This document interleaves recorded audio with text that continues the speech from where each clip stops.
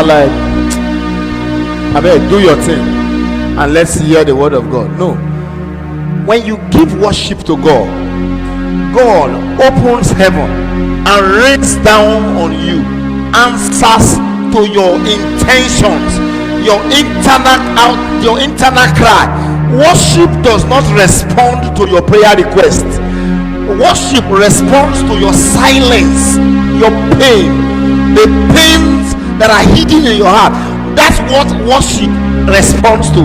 Now, what pulls the hand of God to respond to those internal cry are the worship you give to God. So every time your hand can reach to God in worship, God's hand can reach the earth for your sake. So every opportunity you have to worship God, worship Him with the intents of your heart. If they sing songs you don't know, close your eye and reference God. Think about His mercy.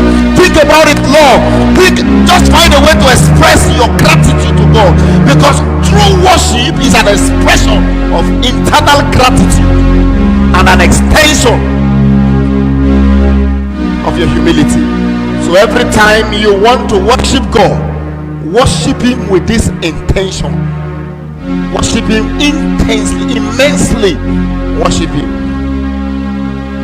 I wonder how a worship song will be raised and a true believer will not be broken. You will still be sitting down or standing, and then you'll be carried away in thoughts. One thing is this: no matter how pained I am, no matter how challenges cloud my life, when I come to the place of worship, that's one thing that happens to me first. It helps me to remove or free me from all forms of challenges. So every opportunity you have to worship God, see, I beg you, as a youth, as a woman, worship God. Do you know that this is one of the things that God cannot give to Himself? Worship. If you pray to God, you are solving, He wants to solve your problem.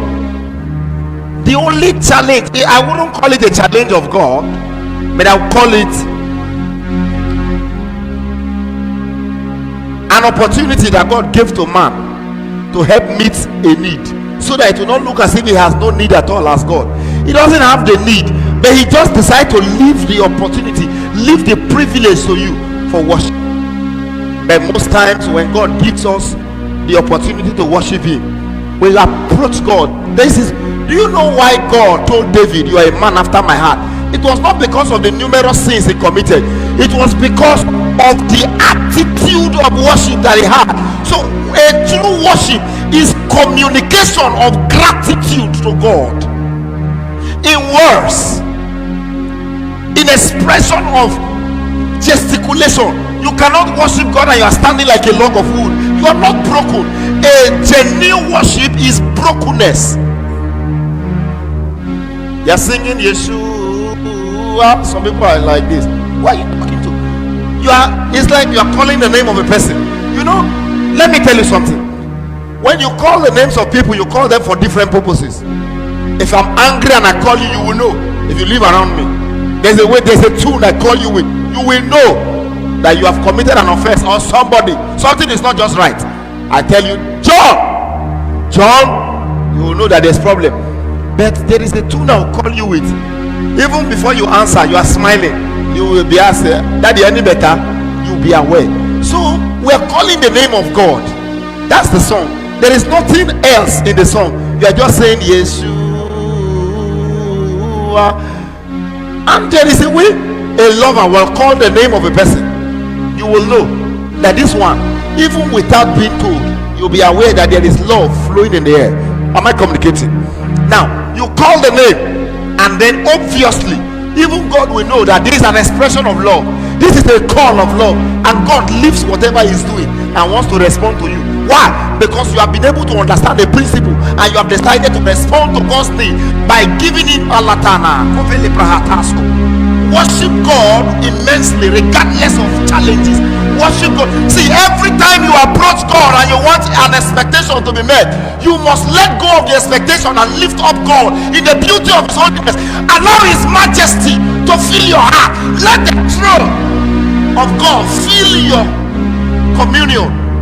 Talk to God with a clear confidence. Approach him with confidence. So when you are giving a song, see, man, sir, even if you come to church, now let me tell you something. If you come to church and prayers are led, it's for your benefit. If you come to church, the word of God is preached, it's for your benefit.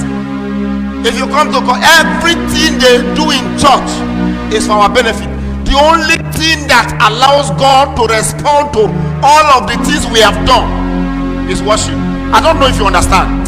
I wish you are getting what I'm saying. When the word of God is taught, it's for the building of your spirit, it's for the energizing of your soul, it's for the propelling and the revitalizing of your mortal bodies.